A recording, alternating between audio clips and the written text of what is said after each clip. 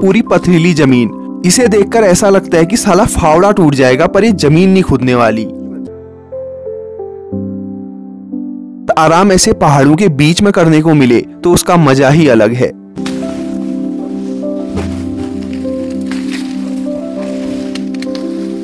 इतना सुकून मिलता है वो किचकिच भरी जिंदगी से दूर आके इन पहाड़ों में खेती करने में, सुबह सुबह उठकर ठंडी हवा में खेतों में पानी डालने में। Trust me, it's an out of the world experience. Hello guys, welcome to our new episode, जिसमें मैं लगाऊं अपनी सालों से खाली पड़ी हुई जमीन को दोबारा उपजाऊ बनाने के सफर में।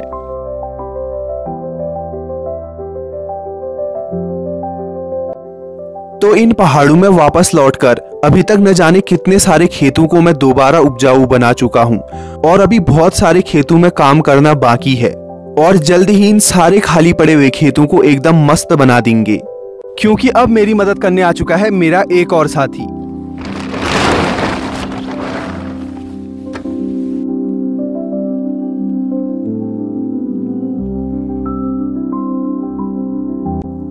तो ये है अपना छोटू। तो छोटू के आ जाने के बाद चीजें काफी आसान हो जाएंगी, क्योंकि अभी तक सारे खेतों को फावड़े से ही खोदना पड़ रहा था, जिसमें टाइम के साथ साथ ताकत भी बहुत चाहिए, और अपन हुए आलसी इंसान तो अपने से इतना कहाँ हो पाता है। तो अब अपनी मदद करेगा छोटू। ये ट्रैक्टर हम ले तो आए, पर इन पहाड़ों में इसे खेतों तक पहुंचाना अपने आप में बहुत बड़ी बात है।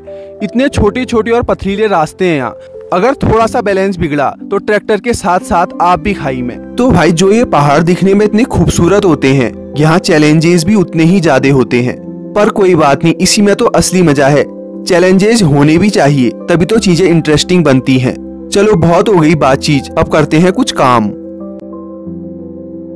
तो आज का अपना काम शुरू होता है इस खेत से, जिसे मुझे करना है पूरा ऊपर तक बराबर, क्योंकि ये ऊपर तक की जमीन कब से ऐसे ही खाली पड़ी हुई थी। तो मैंने सोचा इसे खोदकर पूरा ऊपर तक बराबर कर देता हूँ, जिससे यहाँ पर काफी स्पेस भी हो जाएगा और एक बड़ा सा खेत भी बन जाएगा। तो फिर लग जाते हैं काम पर।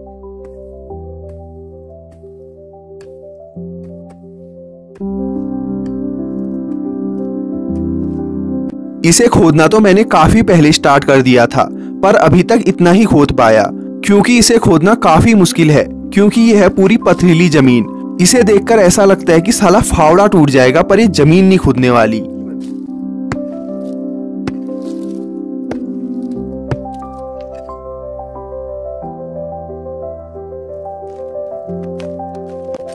एक बात तो है, जब से मैंने ये सब काम शुरू किया है और कुछ होना हो, बॉडी जरूर फिट हो गई है। मतलब दिन भर इतना काम हो जाता है कि जिम विम की जरूरत ही नहीं पड़ती, ऐसे ही काम बन जाता है। कुछ भी बोलो, मजा तो खूब आता है ये सब करने में। और अभी तो बस शुरुआत है, धीरे धीरे जब चीजें सही होने लगेंगी, फिर आएगा असली मजा खेती करने में।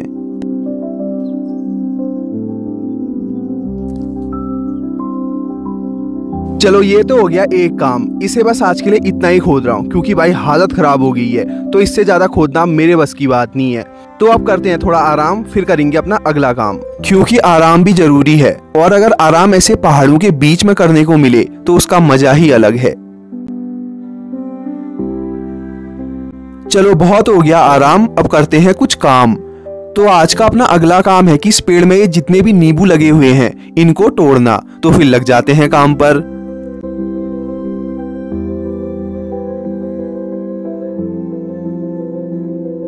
ये जो फ्रूट है, इसे हमारे वहां बोलते हैं जामीर, और इसके अंदर काफी ज्यादा मेडिसिनल प्रॉपर्टीज होती हैं, तो इसका अच्छा खासा रेट मिल जाता है।